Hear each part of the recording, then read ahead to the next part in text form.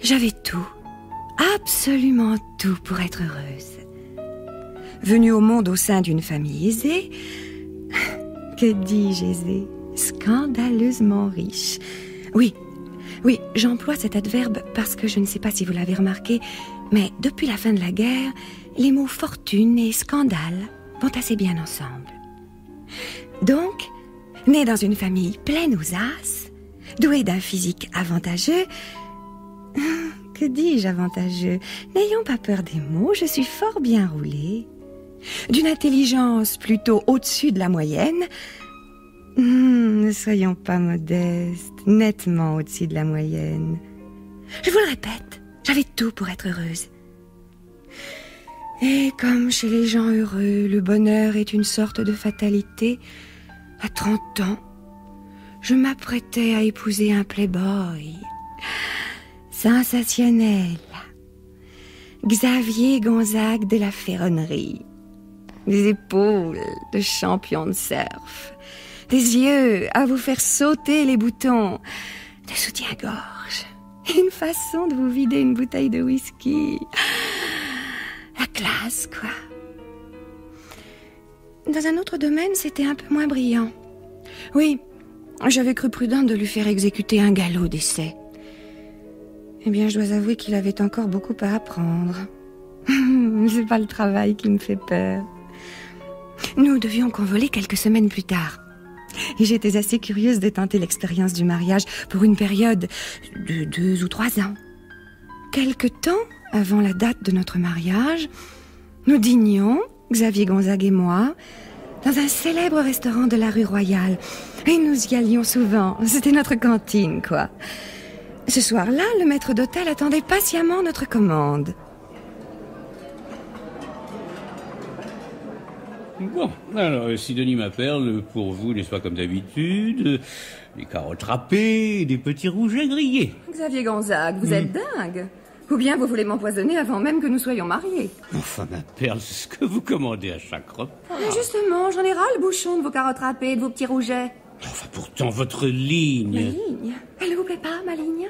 Vous avez quelque chose à lui reprocher, à ma ligne? Mais non, justement, et c'est pour ça que j'aimerais qu'elle ne se modifiât point. Eh bien moi, mon cher Xavier Gonzague, j'ai le regret de vous annoncer qu'à partir d'aujourd'hui, je me soucie de ma ligne comme de mon premier collant. Assez de restrictions. Vive la grande bouffe. J'ai compris. C'est une nouvelle mode. Une mode que vous lancez. Appelez ça comme vous voudrez. Maître d'hôtel, vous avez du bœuf? Bien entendu, mademoiselle. Je vais servir à mademoiselle un petit tourne-dos avec des petits légumes arrosés d'une petite sauce aux champignons. Mon ami, votre menu manque d'ambition. Apportez-moi 2 kilos de bœuf. 2 kilos, mademoiselle? 2 kilos? Et pourquoi faire, Sidonie? Il faut le manger, Xavier Gonzague. Que voulez-vous que j'en fasse d'autre? Écoutez, Sidonie, ma perle, enfin, je sais que lorsqu'on lance une mode, il faut mettre le paquet, mais enfin, vous pensez pas que vous allez un peu loin? Mon pauvre Xavier Gonzague, est-ce que vous pouvez être bourgeois dans vos réactions? Vous croyez vraiment que 2 kilos de bœuf me font peur? Eh ben, vous allez voir. Maître d'hôtel, vous avez noté ma commande? Mais certainement, mademoiselle. Nous disons donc un tourne-dos de 2 kilos. Et comme garniture, quelque chose de léger, bien sûr. Des haricots ou de la choucroute? Pas de garniture, la viande suffira. Bien, mademoiselle. Maître d'hôtel? Oui, mademoiselle. Le bœuf. Cru, naturellement. Oh!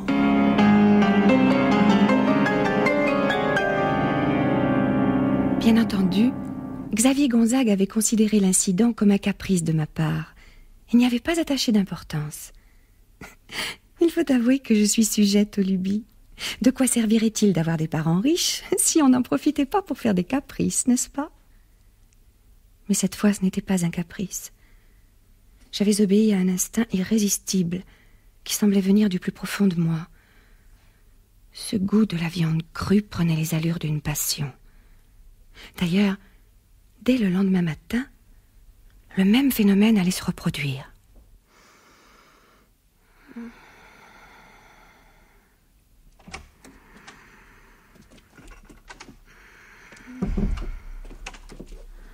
Mademoiselle Sidonie. Mademoiselle Sidonie. Oui.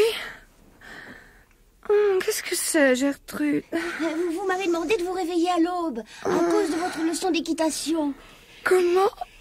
Oh, c'est déjà l'aube. Mais oui, mademoiselle Sidonie, il est midi moins le quart. Oh, Seigneur. Vite, Gertrude, mon petit déjeuner. Voici, mademoiselle, vos biscottes, le thé au jasmin, le faux sucre et le faux beurre. Vous payez mon portrait, Gertrude. Enlevez-moi tout ça et apportez-moi du bœuf. Beaucoup de bœuf, des tas de bœuf. Et cru, surtout cru.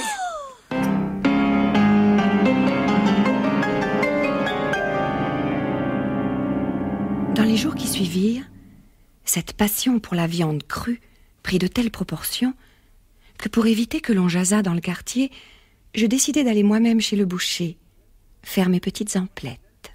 Et pour mademoiselle, ce sera comme d'habitude. Oui, monsieur Léon, 2 kilos de drumsteak. Oh, entre nous, mademoiselle, je n'ai pas de conseil à vous donner. Je sais que vous avez les moyens. Mais quand même, donner du rumsteak à 59 francs 85 le kilo à votre chien, c'est pas des choses raisonnables. Mon chien est très difficile. Quand même. Vous ne voudriez pas essayer autre chose? Tenez, j'ai un gîte magnifique à 19,95. Monsieur Léon, je vous ai demandé du rumsteak, donnez-moi du rumsteak. Et dispensez-moi de vos commentaires. Oh, c'est bon, c'est bon. Moi, ce que j'en disais, c'était pour vous. Sans compter qu'il a un sacré appétit, votre animal. 2 kilos par jour. C'est pas un chien que vous avez. C'est un cochon. Je vous en prie, monsieur Léon, soyez un peu galant. Galant? Avec un chien? Sachez, monsieur Léon, qu'il y a des chiens de race qui méritent le respect.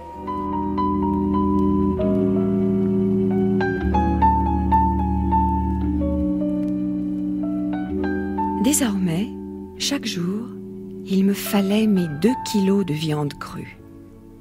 Cette envie inexplicable aurait dû m'alerter, me faire soupçonner qu'il se passait en moi quelque chose de pas ordinaire. Mais, phénomène étrange, je ne trouvais aucune anomalie à ce goût excessif de la viande crue. Il m'apparaissait comme tout à fait normal. Cependant, pour ne choquer personne, j'évitais d'en parler et je me cachais pour dévorer. J'étais une carnivore honteuse. Seulement, allez donc vous cacher à Paris quand vous faites partie des locomotives. Dans le monde où j'évolue, on ne s'appartient pas. Il y a toujours un photographe caché quelque part dans la penderie ou dans le panier à pain.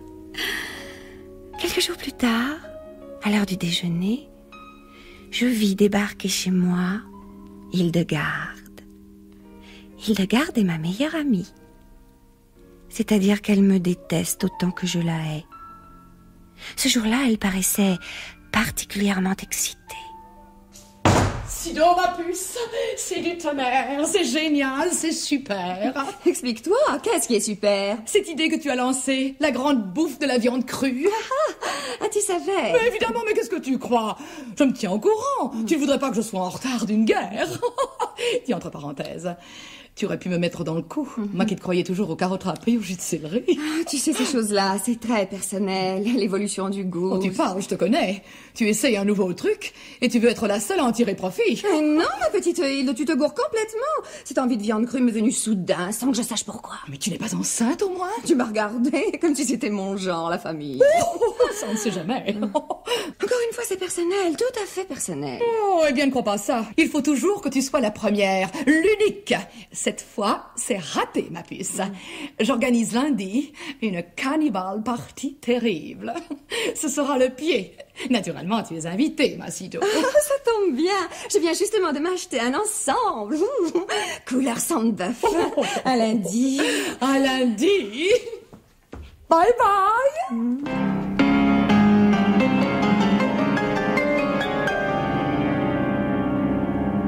Je ne comprenais toujours pas. Il me fallut une preuve concrète pour que je commence à entrevoir l'horrible vérité. C'était un matin. Xavier Gonzague et moi, nous venions de passer une nuit plutôt agitée. Sidonie, ma perle, pardonnez-moi de vous demander cela. Je ne sais vraiment pas comment vous le dire, mais êtes-vous sûr que dans votre lit, il n'y a pas de puces? Des puces? Que voulez-vous dire au juste? Des puces. Vous savez bien, les petites bêtes qui sautent. Ah, les puces! puce. Quelle horreur.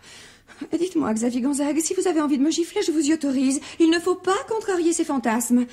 Mais je ne vous autorise pas à traiter mon matelas de sac à puce. Mais ma perle, je suis désolé, mais regardez plutôt ces 2 petits trous dans mon cou. Voyons un peu. Oui. Ah, mais ce ne sont pas des puces. On dirait des morsures. Des morsures faites avec des dents. Et les puces n'ont pas de dents, que je sache. C'est pourtant vrai. Les puces n'ont pas de dents. Ben alors, si les puces n'ont pas de dents, serait-ce vous qui m'auriez mordu? Xavier Gonzague, n'ajoutez pas la muflerie à la débilité mentale. Pourquoi vous aurais-je mordu? Mais je ne sais pas, dans votre sommeil, un moment de passion. Mon ami, quand je suis passionnée, je n'ai pas sommeil. Et quand j'ai sommeil, je ne suis pas passionnée. Alors je me perds en conjecture sur l'origine de ces 2 petits trous. Eh bien, mon cher, perdez-vous. Et quand vous vous serez retrouvés, prévenez-moi. En tout cas, je vous prierai de ne pas me prendre pour un vampire. Vampire. À peine avais-je prononcé ce mot que je ressentis comme un malaise au creux de l'estomac. Toute la journée, sans que je sache pourquoi, ce mot me poursuivait, résonnait désagréablement à mes oreilles, en même temps que je remuais dans ma tête un tas de questions. Qui donc avait fait à Xavier Gonzague ces 2 petits trous dans la peau? Le lendemain soir, vers minuit, j'eus la réponse. Une réponse dont je me serais bien passée, croyez-moi. Comme chaque nuit, Gertrude venait de déposer sur ma table de nuit la bouteille de champagne qui me sert de tisane, quand elle sursauta et poussa un cri. Seigneur! Mademoiselle! Qu'avez-vous, Gertrude? Vous ne vous sentez pas bien? Il y a longtemps que mademoiselle n'a pas vu son dentiste. Mon dentiste? Pourquoi mon dentiste? Je ne sais même plus quand je l'ai vu pour la dernière fois. C'est que vous avez là, dans la bouche, 2 machines. Quelle machine? 2 dents. J'en ai même beaucoup plus de 2, heureusement pour moi. Ma pauvre Gertrude, j'ignorais jusqu'à ce jour que vous buviez. Mais mademoiselle, ce ne sont pas des dents naturelles. Gertrude, je vous interdis de dire que j'ai des fausses dents, vous entendez? Passez-moi ma glace. Merci. Oh, nom de Dieu. Qu'est-ce que je vous disais? Ces 2 dents-là, on dirait des dents de vampire. Ainsi donc, je suis un vampire. Plus aucun doute ne m'est permis. Si je l'ai ignoré jusqu'alors, c'est que je suis sans doute un vampire à évolution lente. Croyez-moi, on a beau être une fille affranchie, un être sans préjugés, découvrir brusquement qu'on est un vampire, ça vous flanque un coup au moral. Sans compter que ces 2 canines qui sortent ridiculement de ma bouche me donnent très mauvais genre. Heureusement, à mesure que la matinée s'est écoulée, les canines en question ont repris leur taille normale. Un calendrier, consulté à la hâte, m'a appris que la nuit dernière était une nuit de pleine lune. J'ai vu suffisamment de films d'épouvante pour savoir que la pleine lune est le climat de prédilection des vampires. Bref, il faut aviser. La première chose à faire, me semble-t-il, consiste à découvrir d'où me vient cet étrange atavisme. Par conséquent, la première personne à interroger, c'est ma mère. Ce qui n'est pas commode, car ma chère maman ne peut pas tenir en place. Elle est toujours entre 2 avions. Par un vrai coup de chance, venant de Miami en route pour les îles Maldives, elle s'est trouvée obligée de passer par Paris. Je l'ai découverte au milieu de ses valises.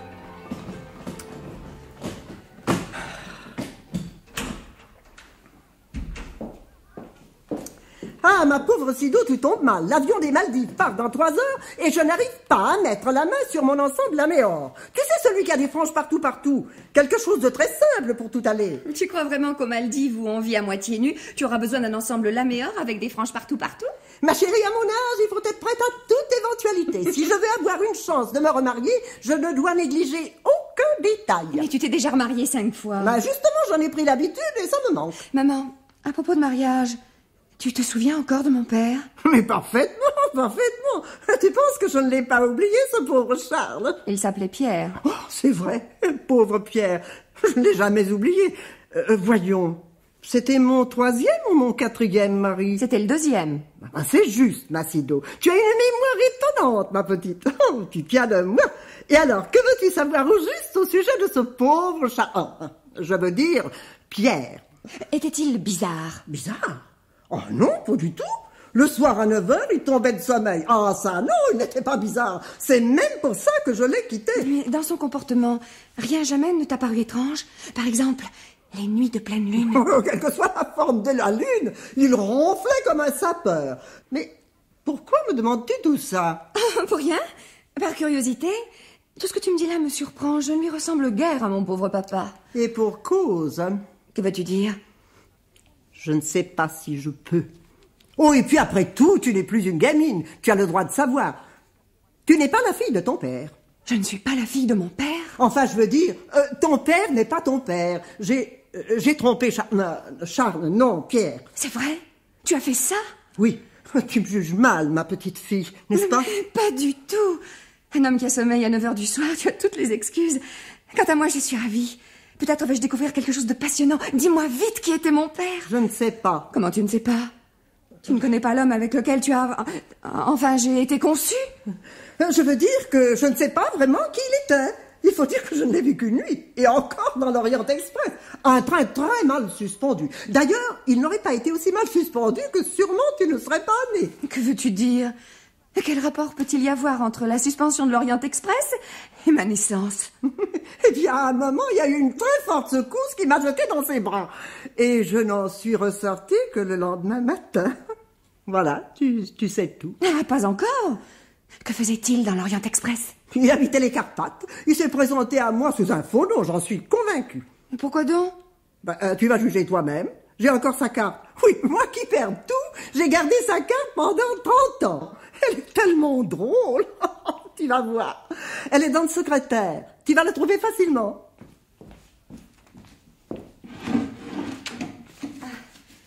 La voilà, je crois. Voyons. Ça alors. Comte Dracula. Oui, tu te rends compte? Comme le vampire. Et tu as vu l'adresse?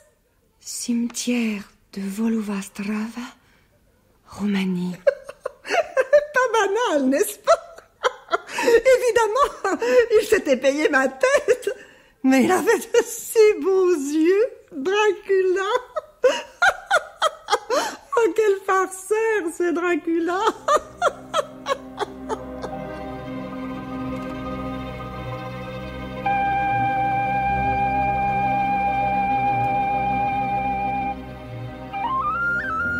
Le mystère de mon état se trouve donc résolu. Je suis vampire, comme papa. Je ne vous le cacherai pas plus longtemps, la révélation de mes origines m'a bouleversée. Je suis la fille de Dracula. Sans cesse, ces mots reviennent dans ma tête. Et je ne peux pas me défendre d'une secrète fierté. Mettez-vous à ma place. C'est quand même pas n'importe qui, mon papa. Si ça se savait, j'aurais su que c'est fou. Je suis sûre que cet envieux Hildegarde en crèverait de jalousie. Hélas, je dois me taire. Pauvre Xavier Gonzague. Depuis que j'ai découvert la vérité sur mes origines, il ne comprend rien à mon changement d'humeur. Non, écoutez, Sido, ma perle, je ne vous comprends plus, enfin. Quelle mouche vous a piqué? Ce n'est pas à proprement parler une mouche.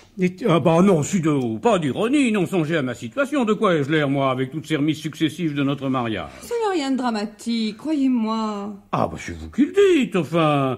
C'est que j'avais annoncé la date de notre mariage à tout le monde, moi. Toutes mes relations étaient au courant, des échos ont paru dans la presse, on m'a interviewé à la télé. Non, je vous le répète, je passe pour un imbécile. À notre époque, vous n'êtes pas le seul. Oui, mais quand même, j'ai un nom, une réputation à défendre. Mon pauvre Xavier Gonzague. Ah non, vous riez, je vous parle sentiment et vous me riez au nez. Parce que vos sentiments sont liés à ce qu'on pense de vous chez Régine ou chez Castel. Mais dans ma position, je me dois de faire très attention, voilà.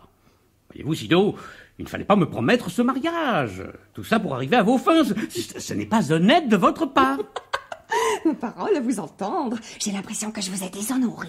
Mais il y a de ça. N'oubliez pas que je suis le fils du comte de la Ferronnerie. Et alors? Il n'y a pas que vous qui ayez un père comte. Le mien l'est aussi. Qu'est-ce que vous racontez? Enfin, monsieur Pierre Dugomard, votre père et le deuxième mari de madame votre mère étaient épiciers. En gros, c'est vrai, mais enfin, il était tout de même épicier. Qu'en savez-vous? Il ne faut pas se fier aux apparences. Il y a des noblesses discrètes. Eh bien, j'ignorais jusqu'à ce jour que la vente des petits pois conféra à ses auteurs la couronne de comte. Ne parlons plus de mon père, voulez-vous? À propos, où en sont les 2 petits trous de votre nuque? Ah bah, il tarde à se cicatriser, ça, je me demande quelle est la sale bestiole qui m'a piqué. Dites donc, sale bestiole, vous-même? Oh non, ne faites pas attention. Je suis très nerveuse en ce moment. En effet. Bon, allons, cessons de nous disputer, je vous emmène souper, ça vous changera les idées. Vous avez peut-être raison. Mais j'ai sûrement raison. D'ailleurs, il fait une nuit magnifique, la pleine lune brille de tout son éclat. Allez, venez. Vous avez dit la pleine lune? Oui. Désolé, Xavier Gonzague, mais je ne peux sortir. Bonsoir. Mais qu'est-ce qui vous prend encore? Vous ne voulez plus sortir les nuits de pleine lune maintenant? Enfin, décidément, Sido, ma petite perle, vous êtes déboussolée en ce moment. C'est cela, pardonnez-moi, je n'ai plus envie de sortir. Ah bien, soit. Soit, restons chez nous. Après tout, on ne s'ennuie pas tous les deux en tête-à-tête, n'est-ce pas, ma petite perle? Non, Xavier Gonzague, pas ça non plus, pas ce soir. Ah? Laissez-moi, voulez-vous? Partez vite, avant minuit. Ah. J'ai compris. Vous attendez quelqu'un? Il fallait le dire tout de suite. Je comprends maintenant pourquoi vous remettez sans cesse notre mariage. Eh bien, bonsoir, Sidonie. Je ferai reprendre demain matin ma brosse à dents, mes mules, ma robe de chambre et mon pyjama. Xavier Gonzague, ne soyez pas stupide. N'allez pas croire. Non, je vous en prie, bonsoir. Et cocu par-dessus le marché. Cocu avec mon nom.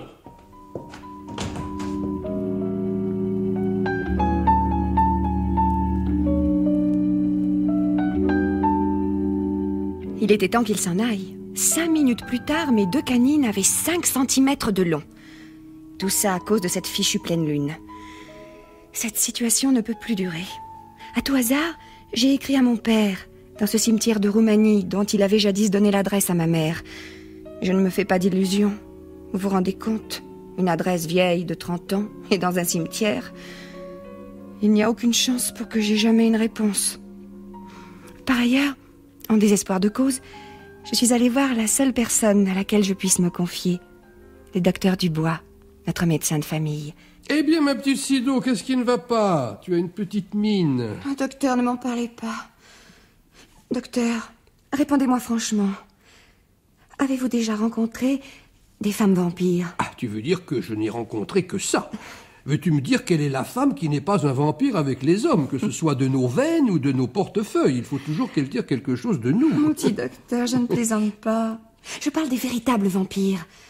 En avez-vous déjà eu dans votre clientèle? Ma petite Sido, dans ma longue carrière, j'ai vu à peu près tout ce qui se fait comme malade, mal foutu, mal dans leur peau, mais hélas, jamais aucun vampire n'a sollicité mes services. Je le regrette car j'aurais beaucoup aimé rencontrer un spécimen de cette honorable corporation, mais il est trop tard. Pas du tout, docteur. Votre rêve s'est réalisé. Vous vouliez un vampire? Vous en avez un devant vous. Ou plutôt une. Ah, je le sais depuis longtemps, ma petite Sido. Tu as toujours eu un tel appétit dans tous les domaines que je n'ai jamais douté que tu fusses un vampire. Ne riez pas, docteur, ce n'est pas drôle. Je ne suis pas seulement un vampire au sens figuré, je le suis aussi au sens propre. Voyons, quelle heure est-il? Minuit moins quelques secondes. Et je me demande d'ailleurs pourquoi tu tenais tellement à me voir en pleine nuit. Encore un de tes caprices, sans doute. Pas du tout. Vous allez comprendre. Regardez. Non, les yeux! Mais qu'est-ce que ça veut dire? Tu t'es fait mettre des fausses dents pour me charrier? Vous avez déjà vu des fausses dents qui poussent à vue d'œil? Mais c'est vrai qu'elles poussent.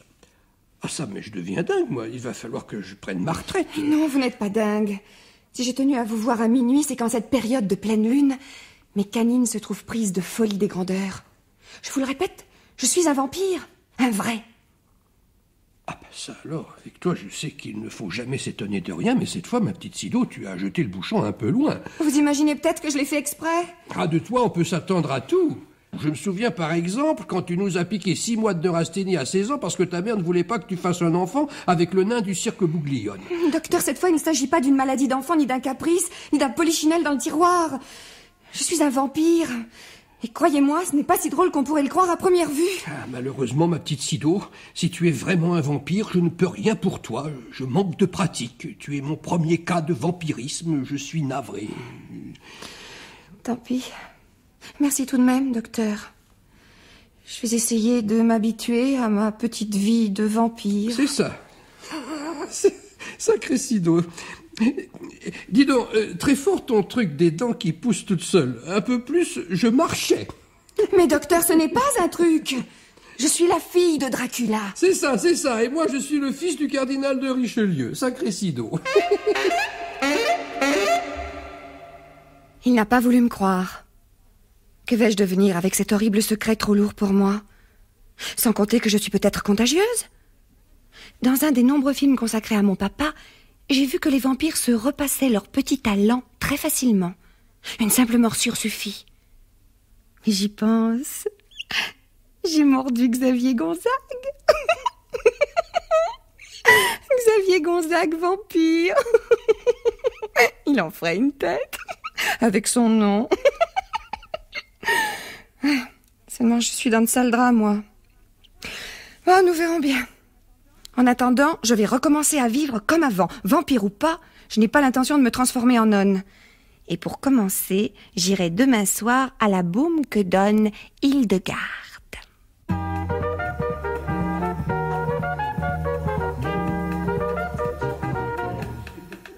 Sido, ma puce, est-ce que tu es chouette d'être venue? Je ne t'attendais pas. Tu penses bien que je n'allais pas manquer ta soirée? Je ne voulais pas risquer que tu en profites pour dire du mal de moi. Ah, je te connais. Oh, chère Ange, toujours le mot pour rire. Le bruit courait que tu étais malade. Moi? Je me porte comme le pont neuf. Non, je n'ai pas du tout l'intention d'être malade. Désolée, ma chérie, de ne pas te faire ce plaisir. Eh ben tant pis, ce sera pour une autre fois. Viens, mon cœur, nos amis t'attendent avec impatience.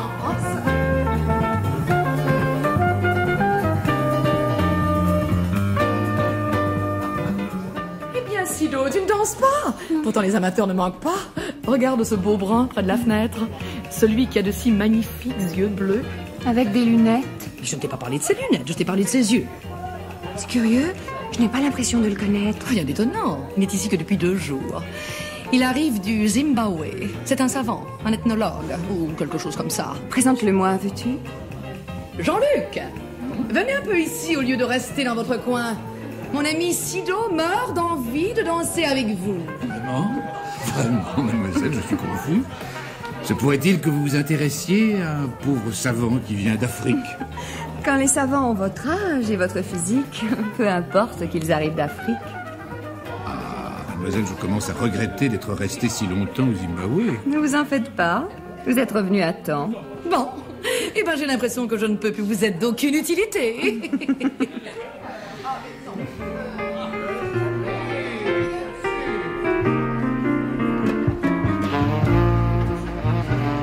Pour un Africain, vous ne vous débrouillez pas trop mal sur une piste de danse? Je suis plus habitué aux pistes du désert, mais avec vous, je sens que je suis sur la bonne piste. C'est pour ne pas perdre ma trace que vous me serrez comme ça? C'est pour ça. Et aussi pour autre chose. C'est très désagréable pour vous? Je n'ai pas dit ça. Au contraire. Quelle heure est-il? Minuit moins 5. Pourquoi? Oh, vous n'êtes pas pressé. C'est-à-dire que... Excusez-moi, il faut que je parte tout de suite. Il n'en est pas question. Quand on a la chance de tenir dans ses bras une femme comme vous, ne la lâche pas. Croyez-moi, dans votre propre intérêt, il vaut mieux que je m'en aille. Pas question, mademoiselle, pas question, je vous dis. Et pour que vous ne vous sauviez pas, je vais même vous serrer davantage. Tant pis. Je vous aurais prévenu. Oh! Ah, mais vous m'avez mordu. Excusez-moi, je vous avais prévenu. Vous m'avez mordu. Soyez gentil, n'en faites pas une montagne. J'aimerais que ceci reste entre nous. Soyez tranquille, je n'en parlerai à personne. Je suis trop heureux pour ça. Vous vous rendez compte? Je ne vous connais que depuis un quart d'heure et vous me mordez déjà, mais c'est merveilleux. Mais vous ne trouvez pas ça bizarre? Oh, vous savez, en Afrique, j'en ai vu d'autres. J'ai été mordu par toutes sortes de bêtes. Mais jamais, vous entendez, on m'a mordu comme vous.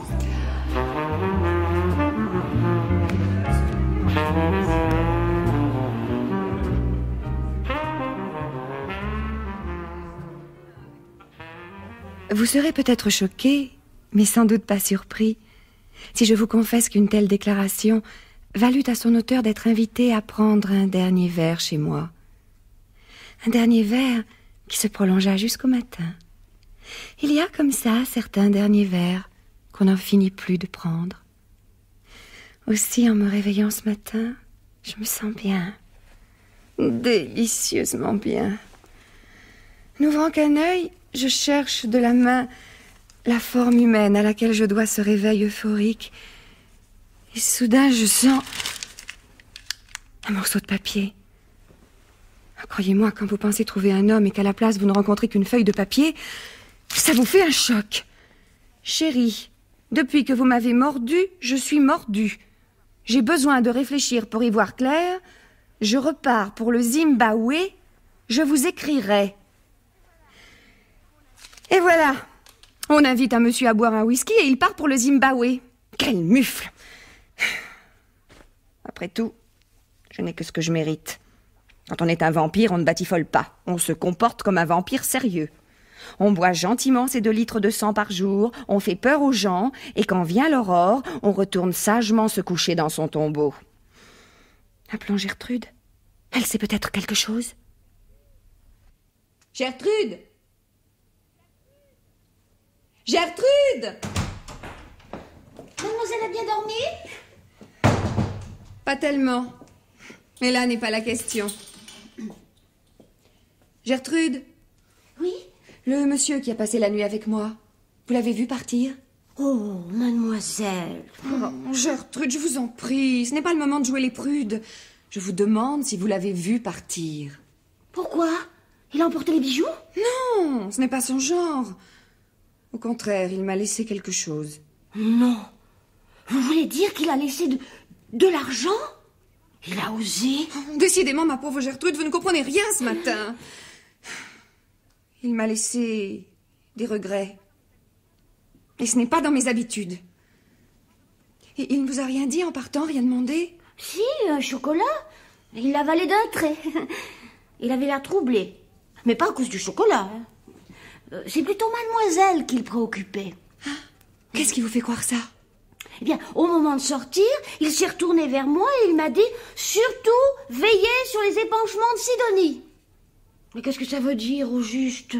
Bon, j'ai pas bien compris. Ne cherchez pas à comprendre, ce n'est pas nécessaire.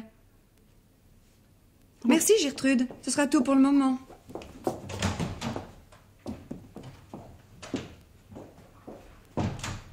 Veillez sur les épanchements de Sidonie. Que veut-il dire au juste par là? Se méfie-t-il de mon cœur d'artichaut? Mais alors, c'est qu'il est jaloux? Ce Jean-Luc est passé dans ma vie comme un météore. Mais il y a des météores qui laissent des traces. J'en suis presque arrivée à oublier mon état de vampire. Lorsque Gertrude est entrée de nouveau, avec des airs mystérieux. Mademoiselle, il y a là un monsieur qui... Comment dire... un monsieur qui... Qu'est-ce que vous racontez? C'est un monsieur, ce n'est pas un monsieur. Mais c'est un monsieur, mais il a un air... comment dire... un drôle d'air. Vous voulez dire qu'il n'a pas l'air convenable? Oh si, seulement, il est en habit et en chapeau de forme. Il va peut-être à une soirée mondaine. Il vous a dit son nom? Ah, il m'a dit qu'il préférait vous le dire à vous, directement. Il paraît qu'il vient pour une affaire de famille. C'est peut-être un notaire. Un notaire ne vient pas vous voir en habit à 10h du soir. Faites-le entrer au salon, je vais le recevoir.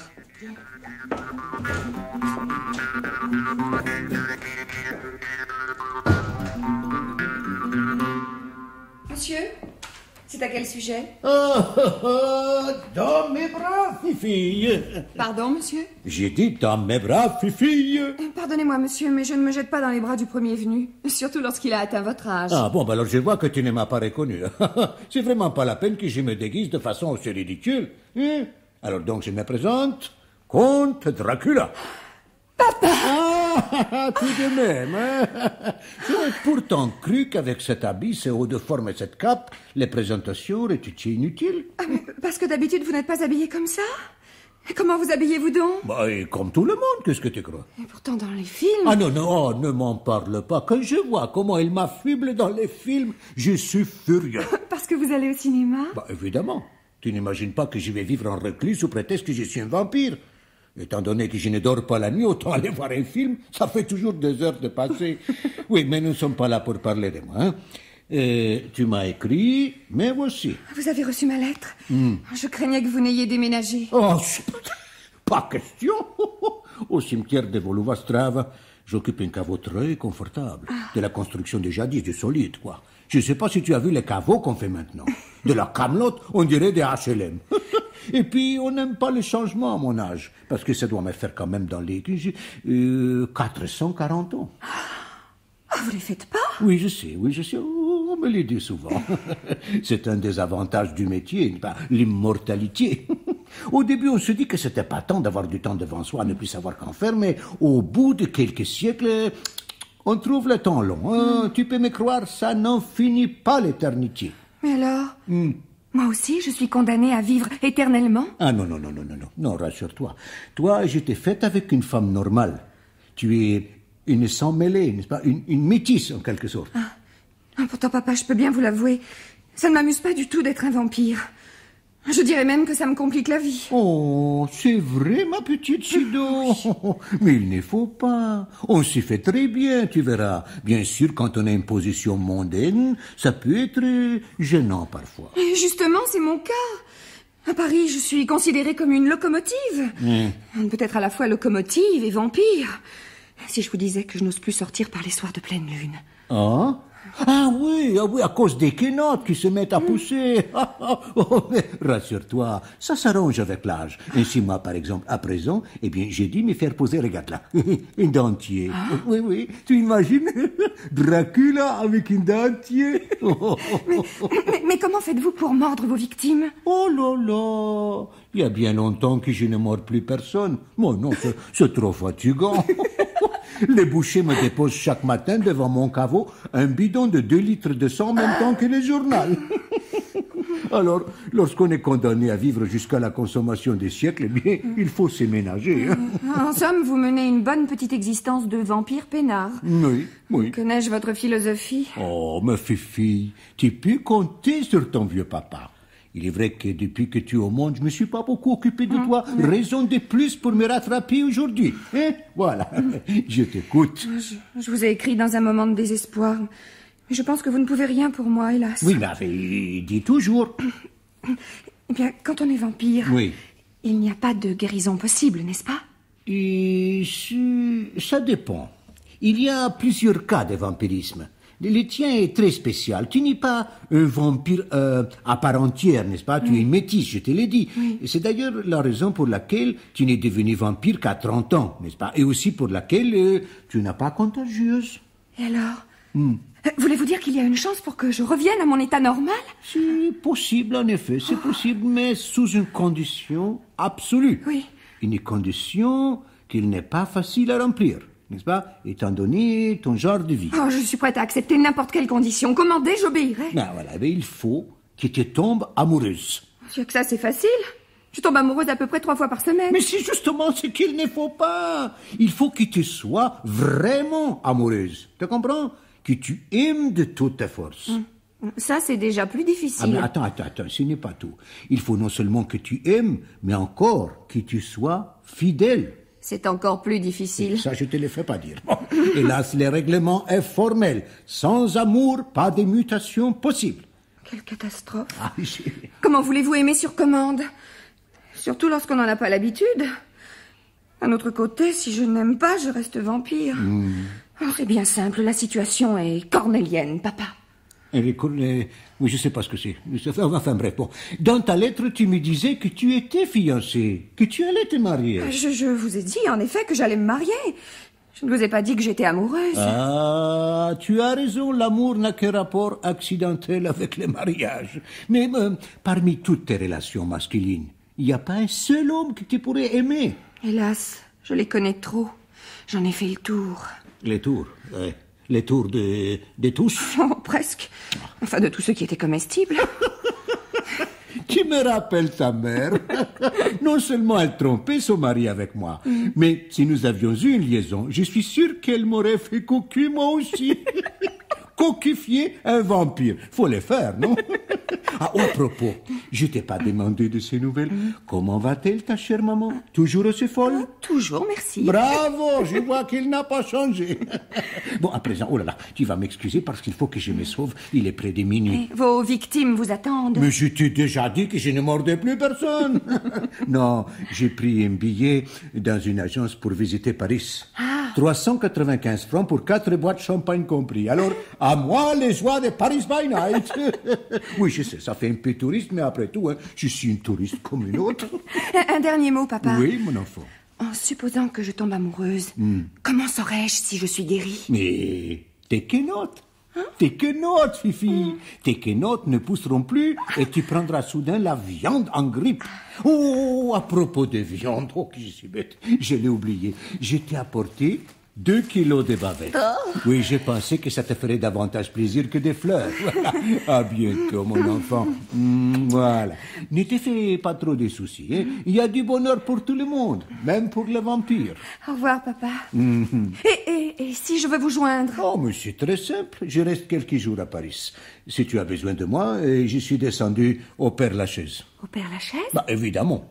Avec mon nom, tu ne pensais pas que j'allais descendre dans un cimetière des banlieues, non? Allons. Question de standing, non? Allons.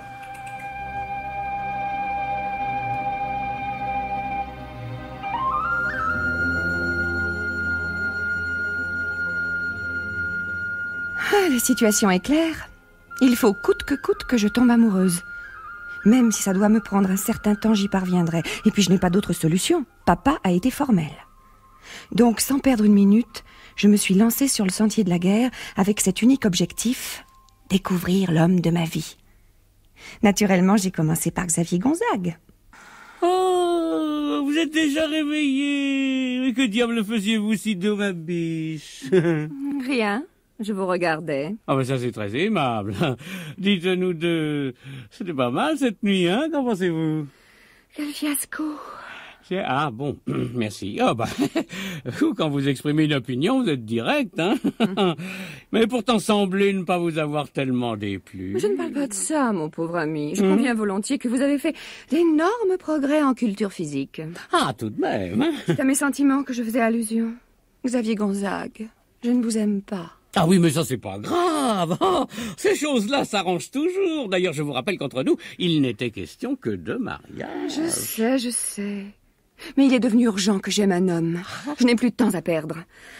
Aussi, mon cher Xavier Gonzague, je vais vous demander de sortir de mon lit sur le champ. Comme ça, tout de suite, sans avoir pris mon petit déjeuner? Gertrude vous le servira à la cuisine. À la cuisine? À la ferronnerie? Inutile d'insister. Xavier Gonzague ne me fera jamais perdre la tête. C'est-à-dire mes 2 dents indiscrètes. Ayant ouvert mon petit carnet, j'ai successivement convoqué tous les garçons qui, depuis 2 ou 3 ans, m'avaient manifesté un certain attachement. Mais ni Robert, ni Pierre-Yves, ni Cyril, ni Ricardo n'ont réussi à faire battre mon cœur. Une idée folle m'a traversé l'esprit. Jusqu'à présent, je n'ai essayé de rencontrer l'amour qu'auprès des hommes de mon âge, ou à peu près. Si je tapais dans la taille au-dessus, un homme mûr n'est-il pas mieux à même de troubler une femme de 30 ans? En tout cas, ça vaut la peine d'essayer. Et justement, un homme d'âge mûr, j'en connais un. Ma petite Sido, il y a longtemps que je t'ai vue. La dernière fois que j'ai eu ce plaisir, tu m'as raconté que tu étais un vampire. Aujourd'hui, qu'est-ce que tu es devenu? Une licorne, une chimère, un dragon? Ne plaisantez pas, docteur. Hélas, rien n'a changé dans mon état. Apparemment, ça ne nuit pas à ta beauté. Tu es toujours aussi séduisante. Justement, à propos de séduction, pensez-vous que je puisse plaire à un homme qui ne serait plus tout à fait un jeune homme? Fichtre, oui, je te crois capable de tourner la tête à tous ceux qui portent un pantalon entre 7 et 77 ans. Mais je ne pense pas que tu sois venu me consulter à ce sujet. Il y a des hebdomadaires spécialisés pour ça. Mais ce n'est pas le médecin que je suis venu voir aujourd'hui. C'est l'homme. Diable, c'est sérieux? Ah, au fait, c'est vrai, je suis un homme. Je te remercie de me le rappeler, je finissais par l'oublier. Il ne faut pas l'oublier, Raphaël. Vous permettez que je vous appelle Raphaël? Oh. Oui, depuis le temps que nous nous connaissons, tu aurais tort de te gêner. D'ailleurs, mon prénom aussi, j'arrive à l'oublier. Sais-tu que lorsque je me parle à moi-même, il m'arrive de m'appeler docteur? Raphaël, tu permets aussi que je te tutoie? Ah ben, bravo, tu mets les bouchées doubles. Oui, après tout, je te tutoie bien, moi. Ah, puis je te demandais pourquoi, au bout de 30 ans, tu éprouves le besoin de me tutoyer. C'est plus pratique pour ce que j'ai à te dire. Ah, parce que tu as quelque chose à me dire qui ne s'accommode pas du vouvoiement? Eh bien, vas-y, je t'écoute. Avec toi, je m'attends à tout. Raphaël, je t'aime. Nom de Dieu. Ah bah, je ne m'attendais quand même pas à ça. Il y a un mois, tu m'annonces que tu es un vampire. Aujourd'hui, tu m'apprends que tu m'aimes. Ma petite Sido, je me demande si je ne vais pas t'adresser à un de mes confrères psychiatres. Mais je t'assure que je suis sérieuse. Raphaël, je t'aime. Ah bah non, mais ma petite Sido, trêve de plaisanterie. Enfin, j'ai une femme, 4 enfants, 25 ans de plus que toi, et tu n'es pas à court d'argent. Alors, veux-tu me dire la raison de cette déclaration inattendue? Écoutez, docteur, il faut m'aider. Ma seule chance de guérir du vampirisme, c'est de tomber amoureuse. Depuis une semaine, j'ai essayé avec tous mes soupirants habituels. Ça n'a rien donné. Alors, je me suis dit... Tu t'es dit, si je prenais ce brave docteur Dubois comme cobaye. Remarque que c'est plutôt flatteur, et malgré mon quart de siècle de plus que toi, mon épouse et mes 4 enfants, je me serais volontiers laissé faire si je ne te connaissais pas si bien. Pourquoi? Bien me connaître refroidit les amateurs? Bah, disons qu'il est plus prudent d'éviter de s'y frotter. C'est dommage parce que tu es bien séduisante. Aussi, ne te désespère pas, je suis convaincu que tu trouveras très vite un malheureux qui tombera dans ton piège avec ravissement.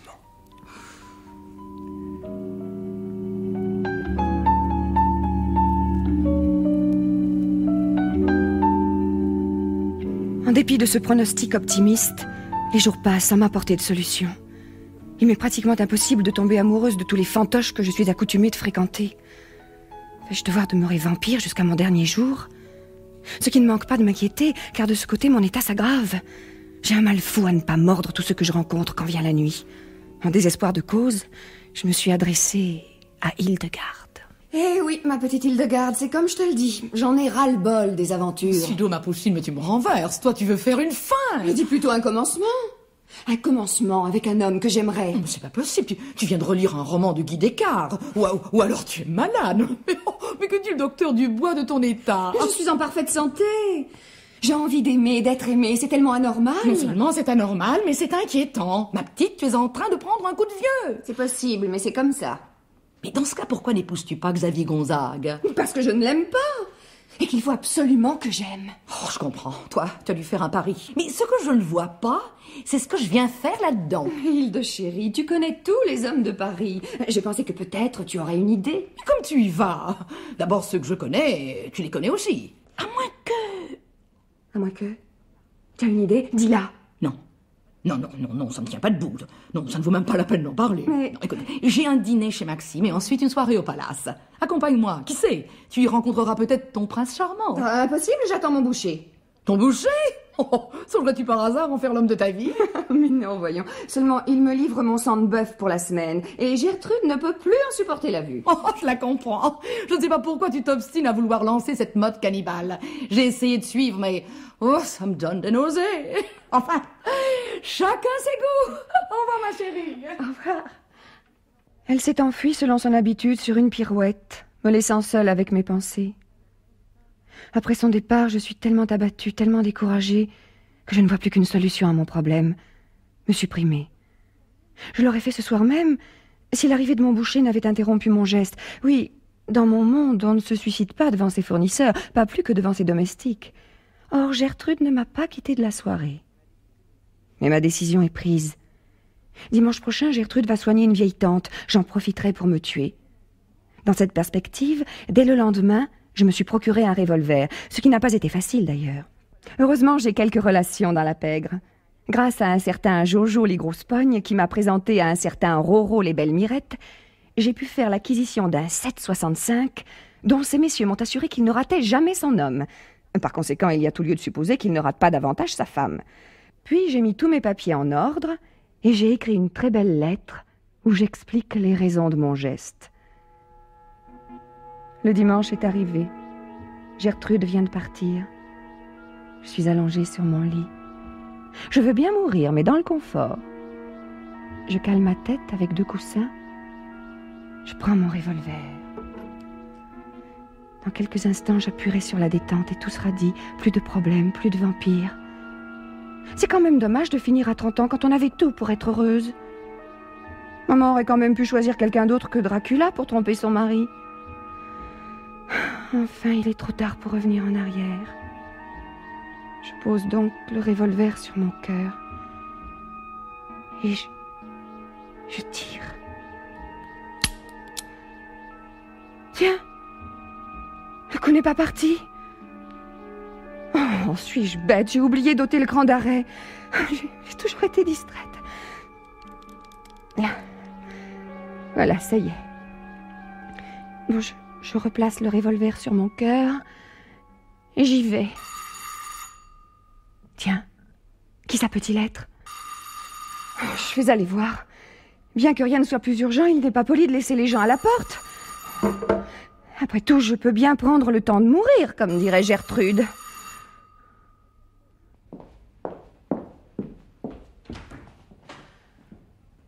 Comment? C'est vous? Eh oui, Sidonie, c'est moi. Entrez? Moi. Oui, moi en chair et en os, moi qui reviens Du Zimbabwe. Du Zimbabwe. Moi qui réfléchis longuement et qui sais enfin ce que je pense et ce que je ressens. Ah. Alors vous ne me donnez aucune nouvelle pendant des semaines et vous débarquez tout d'un coup avec vos sentiments et vos valises. Oui, vous avez raison. Ah, je ne comptais revenir que dans une semaine et je vous avais écrit une longue lettre pour vous en avertir. Ah. Mais le télégramme d'Hildegarde m'a bouleversé et j'ai brusqué mon retour. Parce qu'Hildegarde vous a télégraphié à mon sujet? Et que disait-elle? Oh, simplement ceci. Sido vous attend. Oh, ça m'a suffi, car moi aussi, depuis mon départ de Paris, je vous attends. Fuir au Zimbabwe, c'est une singulière façon d'attendre les gens. J'avais besoin de réfléchir. Et je ne peux réfléchir qu'au Zimbabwe. Ce n'est pas pratique, mais si c'est efficace, c'est le principal. Et puis-je vous demander le résultat de vos réflexions? Ah, c'est très simple. C'est très simple. Je vous aime. Vous m'aimez? Vous en êtes sûr? Absolument. Oh, sinon, je ne parle jamais à la légère. Je vous aime. Je vous aime. Et vous? Moi, je ne sais pas. Tout cela est si inattendu, si incroyable. Je peux vraiment pas savoir si... Si? Oh, mais je le saurai bientôt. Je suis sûre que je vais le savoir très vite. Je sens que je vais le savoir tout de suite. Ça y est, je le sais. Moi aussi, je vous aime. Ah.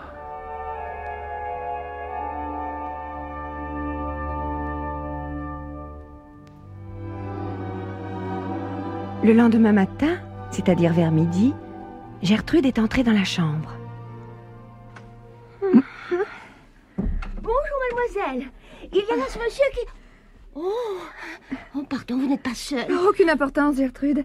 Ce monsieur est mon fiancé. Bonjour, Gertrude. Bonjour, monsieur. Je vous félicite, mademoiselle Sidonie. Je n'étais pas au courant de vos fiançailles. Moi non plus. Enfin, je veux dire, c'est très récent. Ça date de cette nuit. Ah, je vois. Enfin, toutes mes félicitations quand même. Merci. Vous disiez qu'il y avait ici un monsieur? Oui, ce monsieur bizarre, qui est venu ici le mois dernier. Oh, Seigneur, lui! Il est toujours en habit? Non, il est en costume à carreaux avec une casquette à pompons. J'arrive. Sido, qu'est-ce que c'est que ce type avec une casquette à pompons? Rien, personne. Un vieil ami de la famille. Je vais l'expédier en 5 minutes. Ah, bonjour, Fifi. Bonjour, papa. Ou plutôt, au revoir, je viens te faire mes adieux. Vous rentrez chez vous? Oui, il me tarde de retrouver mon bon vieux caveau.